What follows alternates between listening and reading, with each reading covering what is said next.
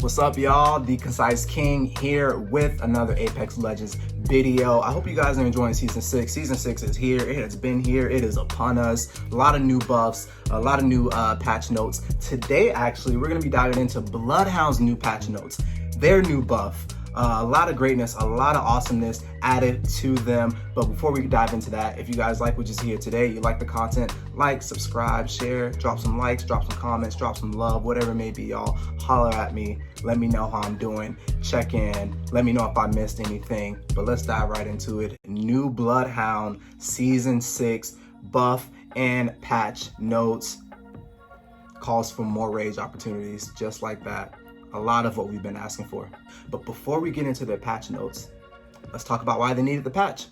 So guys, I feel like moving into Season 6, Respawn Studios really made it a part of their mission, I think, to make the game a bit more tangible as far as like the gameplay, raising our success factors as a team, raising success opportunities wherever they may be, and in a way that, you know, not just through us as like a player, through like trying to better us as a player, but through the legends that we decide to use. A lot of great patches came in this Season 6, but in particular to those success factors and raising those success opportunities that I was talking about, the new Armor Overhaul, right, where you are essentially landing with a Evo shield that you have the opportunity to level up and potentially can make it a red Evo shield. I think we've been looking or like even thinking about like wanting to have that in the game for a while as players, and we finally got it. So there goes like our success factors of, you know, maybe if we're not so good, there is a chance for us to go on and win this game. You know, it definitely eliminates the option of landing in hot zones, because now really you can find those Evo shields scattered throughout the map. So it's about not even just wanting to go to that scarce loot, but being able to find those opportunities and that loot throughout the map, on the ground in general. That being said, when we're talking about raising these success opportunities, all recon legends, all classified recon legends, so I'm talking about Pathfinder, Bloodhound, Crypto, now all have Pathfinder's old passive, which was Pathfinder's old passive was being able to scan survey beacons to see where the next circle is going to be. So Bloodhound and Crypto can certainly scan those survey beacons, give you and your team that upper hand as if they already didn't before. And we know now, of course, Pathfinder is going to get a new passive just to make him a bit more unique. That being said, guys, let's actually get into what hindered Bloodhound prior to these patch notes, these much needed notes and buffs, right? So let's talk about Eye of the Allfather, the tactical. Be able to get that scan off, know where the enemy is, sweetness, greatness, cool, awesome. You track them down, great, you know where they are, boom. Like I said in our Bloodhound guide, they can hear that scan, they can damn sure see that scan if they're looking in the right direction, of course. So with that being said, I also think it sucks for a technological tracker. I did think it sucked for a technological tracker. Bloodhound has a regular recharge time of 25 seconds on that tactical. I think 25 seconds is way too long, especially for a tracker. To me, and it has happened. That's like 2 exchanges right there, or 2 gunfights. If you're, you know, if you down 2 of them, say you want to go out and like, you know, heal up or take cover, wherever it may be, and you're maybe looking for the third. It's happened to me. I had like 6-7 seconds left on that tactical on Eye of the Allfather. I'm not able to get it off, and so now I'm super flustered. I have no health, I have no shields. I'm trying to get this Phoenix kit off. It would have been great if I would have been able to scan before going into it, but it is what it is. So I think those were couple of things that hindered Bloodhound and continuing to be great. Now let's get into the second note that I definitely think needed to be patched. If you guys haven't already, I did make a Bloodhound guide. Of course, it is Season 5, but if you can, check it out, because in that video, I ended up getting a kill because I heard a Bloodhound pop their ultimate, use their ultimate, Beast of the Hunt. There's this huge, like, of course there's the animation that comes with it, but there's like this huge like 2-second scream, right? I was getting ready to run past this Bloodhound. The Bloodhound pops the ultimate.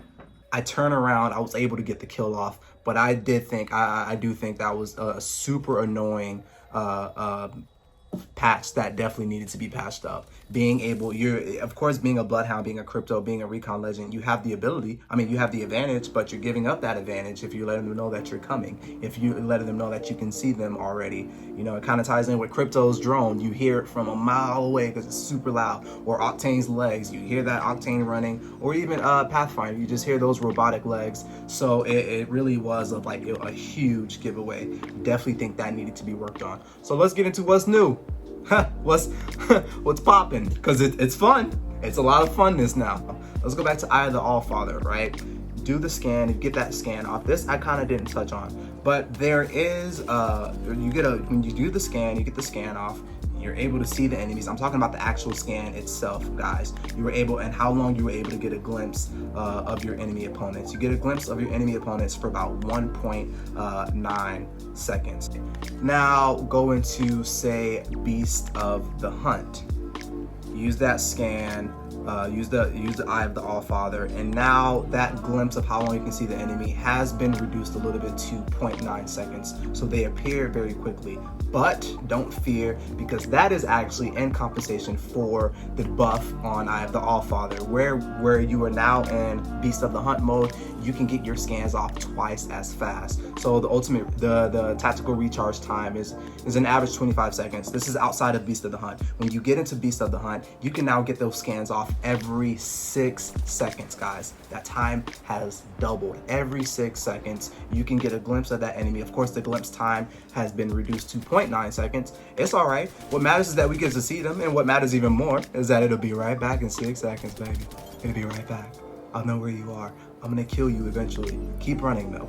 That's how fun Bloodhound is right now. Everyone is taking advantage of Bloodhound right now, and honestly, I have no problem with it.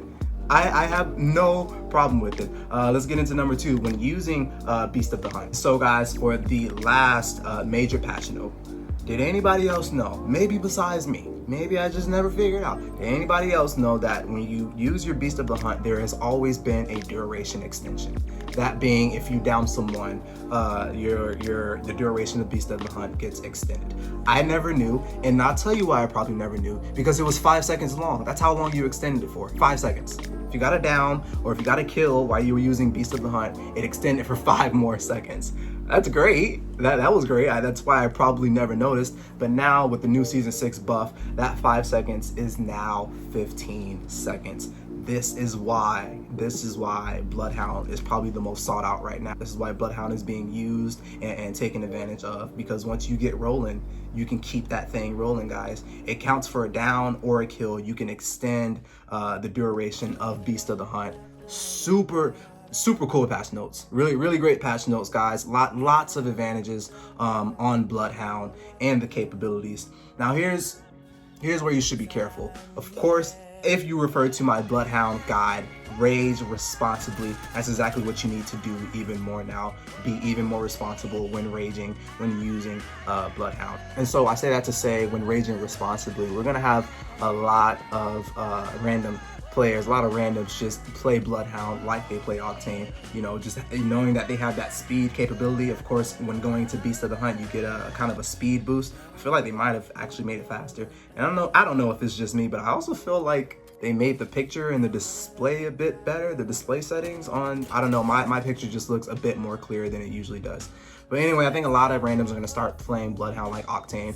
Always wanted to be in front, which is not, I think Bloodhound should always be in front, but I mean, just being a bit more aggressive, but really like not aware of your team, just pushing all fights in every fight, getting down first, just really at every corner, putting your team at a disadvantage. I feel like a lot of people are gonna start playing Bloodhound as such, and are gonna be trying to find those ultimate accelerants so they can get that Beast of the Hunt, so that they can be a beast and go crazy. And you have to be really careful. You have to rage responsibly, guys. You are the hunter. Don't be hunted, okay? Don't. See, Respawn Studios, they know what they were doing. They made Bloodhound purposely more vicious, purposely more aggressive, right? So of course it's gonna help with your RP, it's gonna help you gain those points, it's gonna help you, get better at your fights, things like that. But guys, remember to rage responsibly. Be in control of the character and the legend that you're playing. Remember your team, remember that you have a team, help them out, get them eyes whenever you can, get those scans going whenever you can. Man, it feels great to be thanked by a team. Man, that was a good scan. I needed that. It feels awesome, man. It feels just like, going in for that revive with Lifeline. It feels good, when you play as a team and you work together as a team, for sure.